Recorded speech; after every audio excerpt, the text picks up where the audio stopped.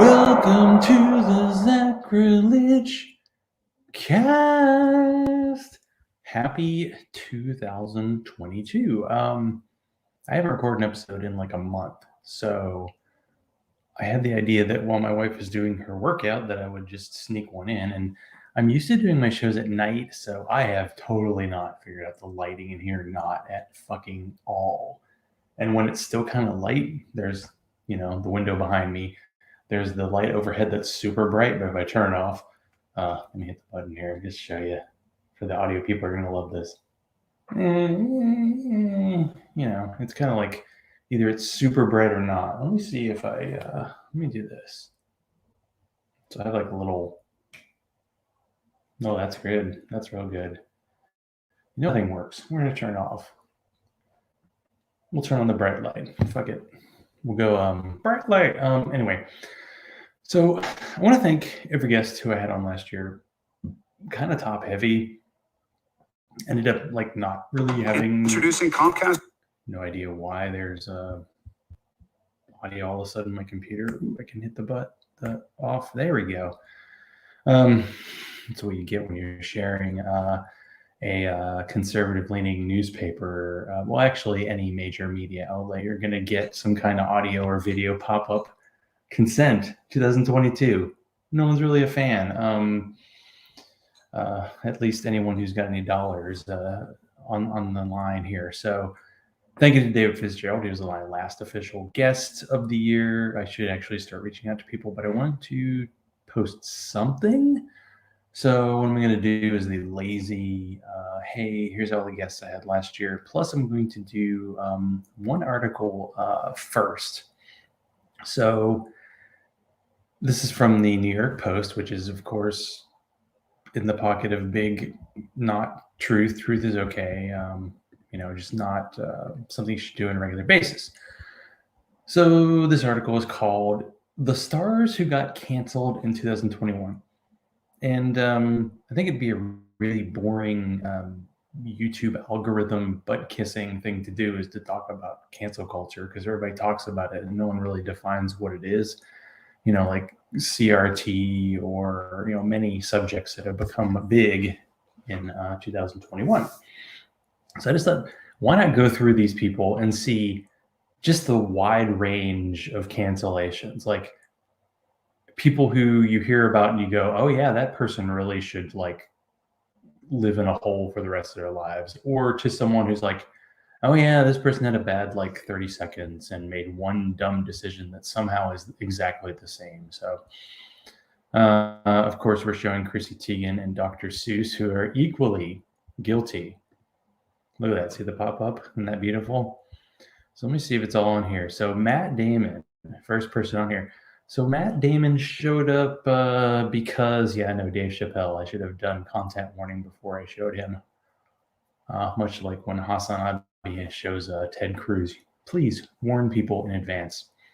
So what did Matt Damon do? He admitted that he used the F word, and that's the word that people in England use when they want to smoke a cigarette, for a homosexual. He just said that he retired using that term. Now, did he actually use it in regular basis?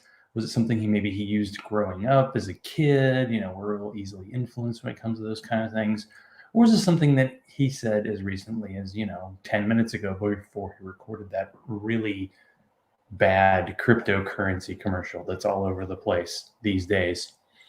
So, of course, the question is with any cancel culture situation, so did someone actually get consequences for their actions? Well, I don't think so. Like, he did a movie that, multiple movies that came out last year.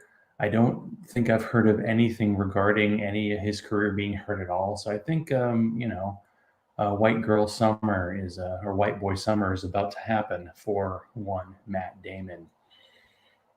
We will not make any similar comments regarding Dave Chappelle. So Dave Chappelle had his last comedy special with Netflix, where he basically said he was Team Turf. And that's all you need to hear. Like, if someone says that, you believe them and you don't have to defend them unless you're been a friend of his for 30 years. I mean, Patton Oswalt, the comedian, also got in trouble for kind of defending Dave Chappelle because he opened for him and they're friends. They've been friends for a long time. If I had a really good, like 30-year friend, and this probably changes when you're super ass famous and worth millions of dollars, and all of a sudden, and in Dave Chappelle's case, definitely not all of a sudden, you say, I'm Team Turf, and you're basically in favor of bigots, you would, hopefully be worthy of having a conversation. Because someone who's super rich and famous, like Dave Chappelle, not going to have like a deep conversation with someone they don't know that well. And of course, when you get attacked and you're a comedian, all you got to do is say, well, it's comedy, which should be funny and shouldn't be punching down. Although I don't think Dave Chappelle totally understands the whole point of punching up, punching down, but that could be another celebrity thing. But in any case, he did a special. He got paid a shit ton of money for it. He's still touring, getting paid a shit ton of money. I don't think his career has been affected at all. I just think there are a lot of people who actually bank on saying they've been canceled when they haven't, because that's definitely the case with him. So I don't know if Matt Damon and Dave Chappelle quite in the same level. I feel like actually the Matt Damon thing was almost a self-report. I mean, Matt Damon said it was a self-report. What Dave Chappelle said was kind of a self-report because he did it in his own comedy, but at the same time, I think he knew it was going to happen. So Chrissy Teigen, so model, apparently cyberbullying somebody in the past and telling someone to kill themselves. That sounds pretty rough, and I'm just guessing that based on my limited knowledge of this case, that Chrissy Teigen is totally fine. I believe she quit Twitter, which honestly is probably a sign of actually good mental health. So I don't even know if I can get any further into this because it's just I don't really, in terms of celebrities who are famous for being models, and okay. But if you do bully somebody, maybe there should be some consequences to it. But I'm guessing in this case, just being called out as a bully means you're being bullied. I think that's how it works now. Man, New York Post is crushing it. So Andrew Cuomo. So there actually is a case, 2 in a row coming up here, of someone actually having consequences. Now, he didn't have consequences in the moment. He got a bunch of people killed in New York because he didn't really treat COVID very well. So boo to you there. And then he ended up, I think he lost a book deal, which was a ridiculous book deal. It was just crazy money. Even J.K. Rowling, I don't think she's on that. Maybe she's on the list. Has gotten a deal as good as this. So yeah, lost a job, still has a lot of money, probably will run for office soon. I mean, when it comes to Republicans who get into trouble that should have consequences, there are almost never consequences. And with the Democrats, it's usually you go into timeout. So that's my assumption of what's going to happen with Andrew Cuomo for all of his sexual proclivities. Now, Chris Cuomo is his brother who worked for CNN. And by the way, Andrew Cuomo, former governor of New York, Chris Cuomo, former CNN anchor who had his brother on a lot. Everybody was in love with both of them. Oh boy, someone from some kind of Russian bot's on my case today. Yay, that's the first person I've had in my chat room in 7 episodes. Don't worry, I'm never going to get an ego over this. So yeah, Chris Cuomo apparently covered up for his brother, gave him information on women who were talking about him and saying that he had done bad things. And as a result, nothing happened. And then as a result, he lost his job. Is that cancel culture? I think it's consequences for your action. And really, it's consequences for your action if it gets in the public eye and if it lasts in the public eye for more than a week. Because that governor of Virginia who did the blackface, he just ignored it for a month and then it eventually went away. And that's, kind of how things go, with the JFK conspiracy, with the January 6th, if you want something more recent.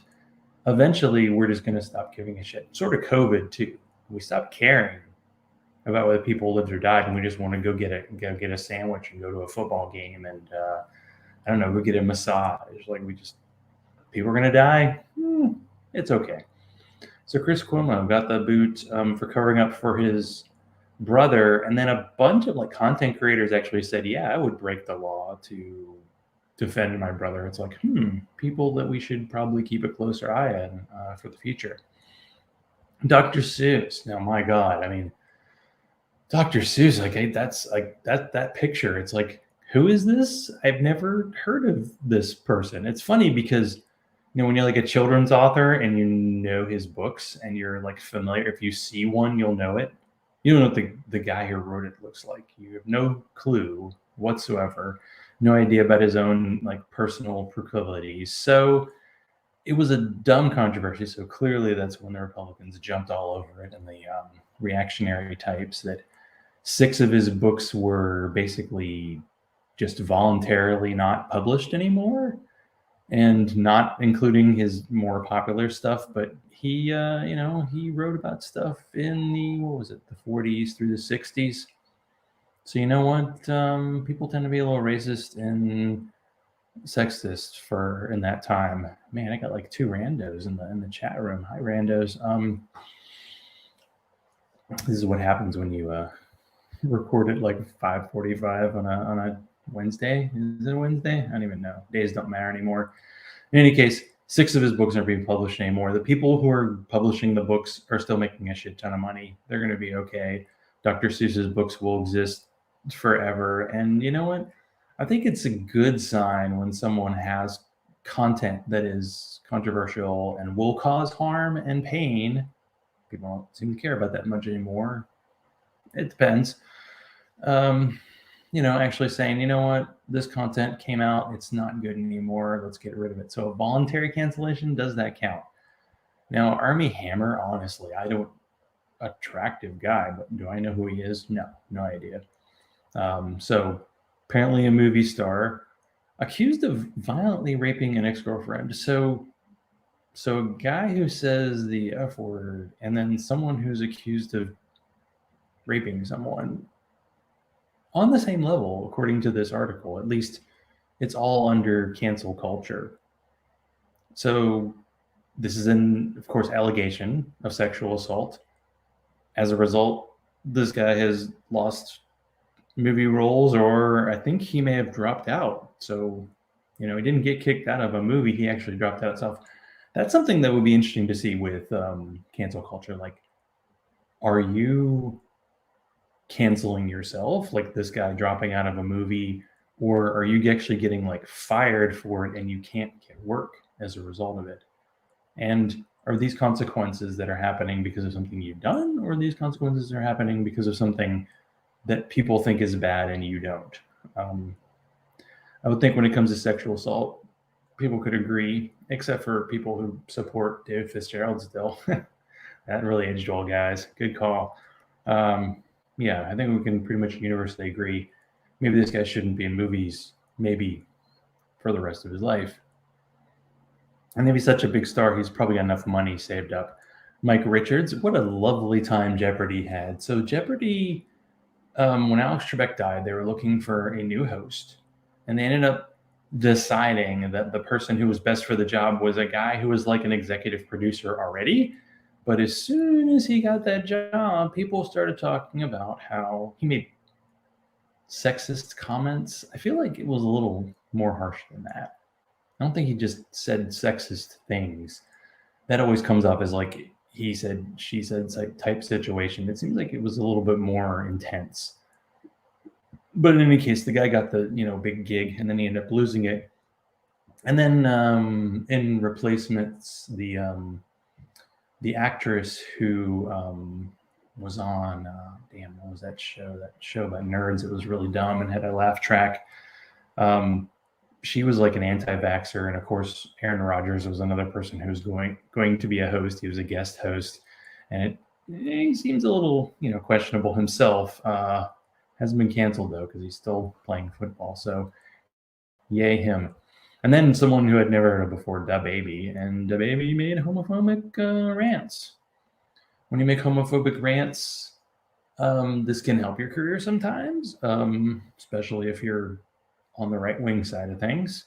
So, you can always make a U-turn. I feel like, there's always career options over there. But if you make a homophobic rant and then you talk about AIDS being like the fault of gay people and the kind of just terrible stuff that killed thousands of people in the 80s, yeah, maybe, maybe you want to back off for a while.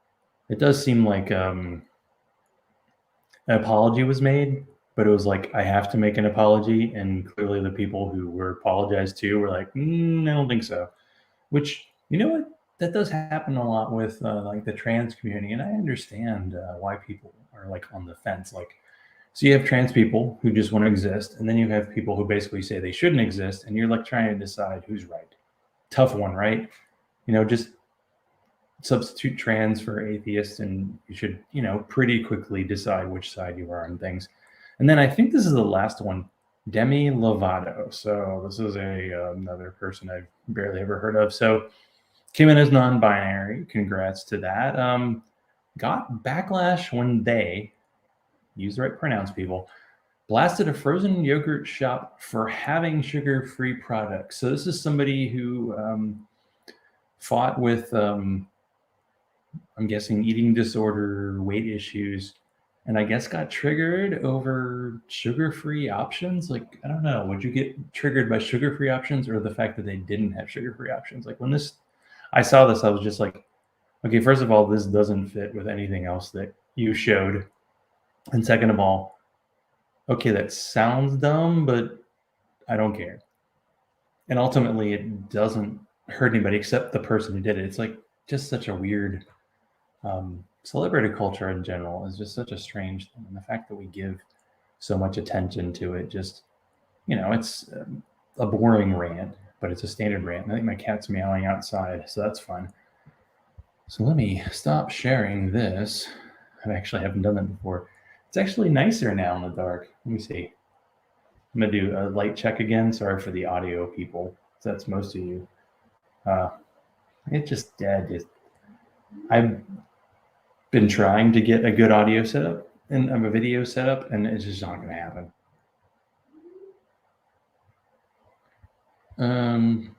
So what I wanted to do was talk about the guests I had on this year, and then in hopes of me having, if not as good, maybe better guests this year, or maybe more I could probably do.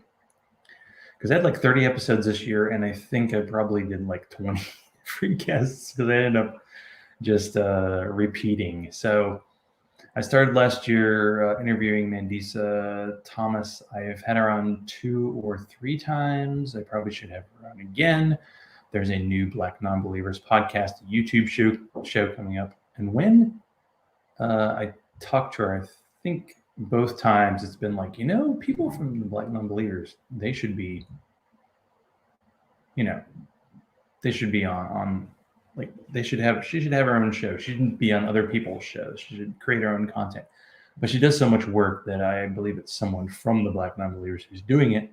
Don't take my word for it. Just look at Black Non-Believers on YouTube. And unlike some searches I've done on YouTube lately, you will find what you're looking for.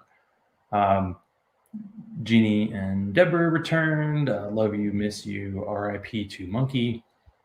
Bryce Blankenagel, still talking Mormon, still doing a bunch of different content stuff. And honestly, with his deep dive into Mormonism, that's something you really want to check out if you're into it. It's like, how much into Mormonism are you? You can probably find a show of his where it's like he can cover it in like 5 hours or he can cover it in 500 hours. Up to you. Atheist Nomads, congrats on 400 shows. Not many people have done that. And some who have, few have cared. That's sad. But just a standard atheist podcast, which you think there aren't many of them, but there always are more. And that's good. Of course, Chris Podunk, I think I probably had him on the show more than anyone else last year, so don't need to mention him just yet, right? He'll come up later. Ethan Michael, thanks for the webcam. Makes me look as good as I can look without my fucking light issues. Good luck with the new cat. Hemant Mehta, I think the friendly atheist, mentioning Jeopardy earlier, he was a guy who actually was on Jeopardy and won. And of course, he is the nonstop atheist content monster. He's just flooding your timeline with atheist content. Good stuff. And on Casey Brink says, Secular Coalition for America. Disco Blinky Grief. Hey, if I'm going to have one guest from a podcast, I might as well have the other, and they better be separate so I could just spread out the goodness. So sidekick or partner on the Friendly Atheist podcast. And I had one comment on the interview on the YouTube page, like talking shit about her, and I think it was just because she was a woman, and it's like, come on, just fuck off with it. In 2022, watch the TV show Succession and just say fuck off to assholes.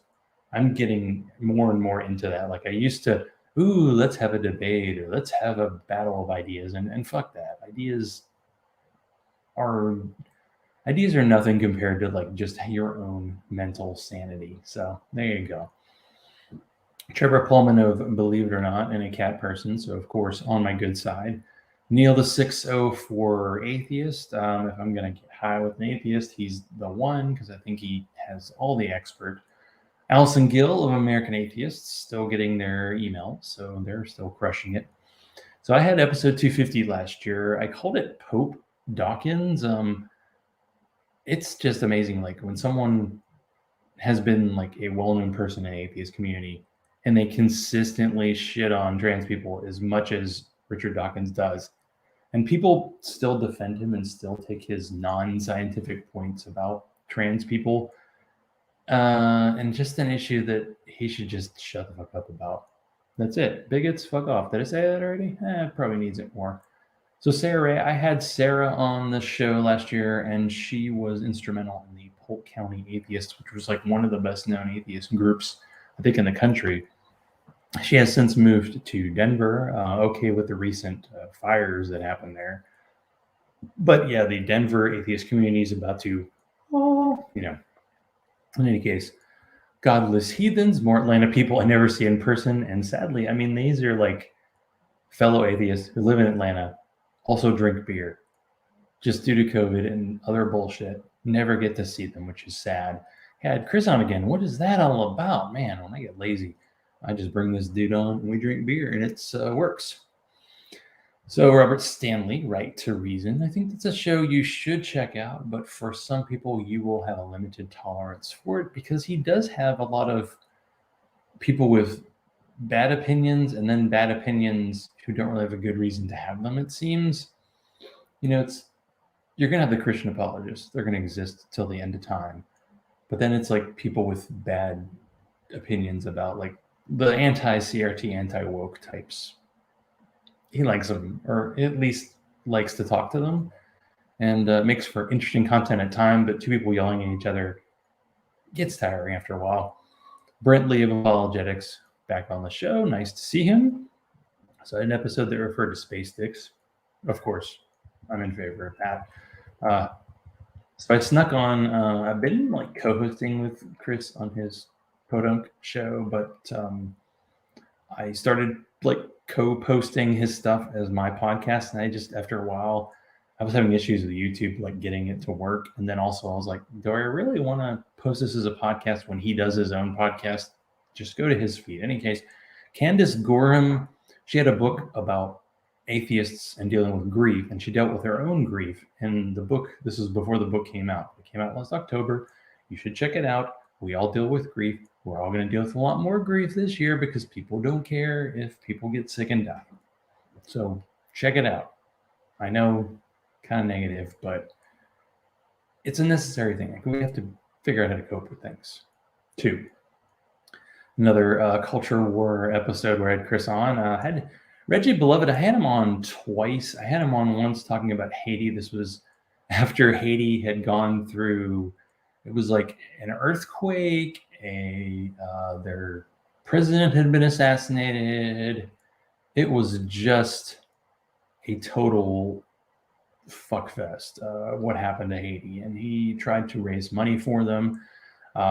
Reggie has a great story about being a veteran. He's been in Afghanistan. He's been in Iraq. Not too many people can say that. He's also a police officer, and at the moment is dealing with a job where you cannot work from home, and a lot of people have COVID, and I'm wondering how many of those people are vaccinated. So yeah, he came on later in the year to talk about the Faithless Forum. I just wanted to hear about atheist conferences. I don't like the American Atheist Conference is in Atlanta this year, but I don't know. It's in like 4 months, and the way things are going, it's hard to say if it's going to actually, happen this year. Yeah, no, Chris is Chris, who was half my guest last year, might as well show up in the chat. I just wanted to sneak in an episode just so I could actually have one this year, and we'll see if I actually get guests. So episodes 261 and 266, the previous episode, David Fitzgerald. First one was talking about his trilogy, Time Shards. If you like science fiction, kind of alternate history, I think you should check it out. Of course, if you're a science fiction author, you can't have an idea that just gets completed in like one book. You have to have a series, and a trilogy is almost like, weak ass shit, right, Chris, with the Dune 400 books, so yeah, the fact that he did 3 books, still good. Actually, he did a trilogy on Jesus mythicism, and we did an episode last month, or it might have been the end of November, talking about Bart Ehrman actually talking about Jesus mythicism for a rarity, and kind of tearing apart his arguments, because we think he should know better. How often do people actually know better? So I brought Corey Diggs back on, and she's awesome despite her terrible taste in football teams. Please move on from the Giants. I'm just, you got to have mental health, right? And to just purposely root for a football team that sucks, come on. Dr. Darren Slade, had him on, another content monster. Please check out the Global Center for Religious Research. Man, show notes are going to suck this week.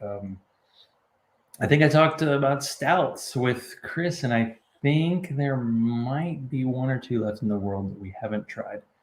In fact, last night I was at a Japanese restaurant, and I thought, man, I'm going to have to drink Asahi or some, lager light piss water. And they actually had a porter, and it was good. I thought it was going to be like super bitter, the kind of beer Chris likes. And it actually wasn't. It was quite flavorful and tasty, and I enjoyed it, and I had a great time. Ate a lot of food. Might be the last time in a restaurant, maybe ever. So, sometimes do you want to know if something is the last time in your life or not? And in this case, at the moment, I didn't. So, yay, enjoyed myself. Had a bunch of Japanese food. So what did I accomplish last year? It took me a little while to actually think about this. So I painted this office. The lighting situation, let's not get into it. I got a new job. I actually have like benefits and time off and the kind of thing every American should have. But as long as things are going the way they are, don't bet on it. 30 podcast episodes. I know of the whole time. I can't remember now. Am I 6 years into this mess? I think I'm 7. Yeah, exactly. I think this is a personal low. So maybe I can defeat that probably easy, or I could finish lower as well. Also didn't get COVID, and found out a couple weeks ago. I had my parents in town, and then brother and sister-in-law came over briefly Sunday, like 2 weekends ago, and then found out like a week and a half later that my sister-in-law and my nephew had COVID, and that's a common story I'm hearing a lot with friends. I mean, you hear about people who have COVID, but now you hear about like it's every other person you know has it, and that's not going to get any better over the next while. So that's probably enough in terms of content for this week. So let me just finish up the episode. So my live read. I've actually been getting into. This was a podcast called "Death Is Around the Corner." It's so appropriate, right? And they had a 5-episode thread on the whole JFK thing, and I have been just soaking in that information lately, but I'm not going to get into that now because that could be my live read for the next episode. So I'm going to do a personal one here. So I say so a lot. On my regular Twitter account where I talk mostly about fantasy football and beer, I quoted a song from the band They Might Be Giants, which is probably one of my two favorite bands ever. I've been following them since, I don't know, early 90s. And got a response from a podcast called Don't Let's Start. You have to think, like, in terms of your podcast, like, how deep is this podcast getting into the subject that you want to know more about? So these are two musicians who have been doing this They Might Be Giants podcast for a few years. I was listening to the album. They have an album called Apollo 18. It came out the year I started college. And they did an episode about that album, except no, they did 6 episodes about that. They talked about each song for about 30 minutes a pop. And if you like the band, you're going to like the podcast. If you don't, you're not going to. So if that's not your cup of tea, clearly go check out Hazan Abi on YouTube. That's what I do. So if you want to support this show, I don't really charge patrons anymore. I don't really give them that much extra. I might have to come up with a patron bonus this time. Maybe I need to post another picture of my cat chasing treats, because that's way more entertaining than this. Be like Freethinker215, Alan Marks, Q-Man, Chris, never heard of him, Larry, Daryl, the other Daryl. Go to patreon.com/Zachrilege. Follow me on Twitter, like Zachrilege Cast page on Facebook. Send all mail to zachrilege.cast@gmail.com. People keep encouraging me. Maybe I'll actually reach out and get some guests. There are a bunch of people doing interesting stuff right now. Or maybe we just need a show that's, say, a distraction. Like, let's talk about TV. Let's talk about video games. Let's talk about beer, anything that helps you get through the day. So thank you to the listeners and watchers, even the weird spam ones and the weird non-spam ones. Until we meet again, let's continue the conversation. And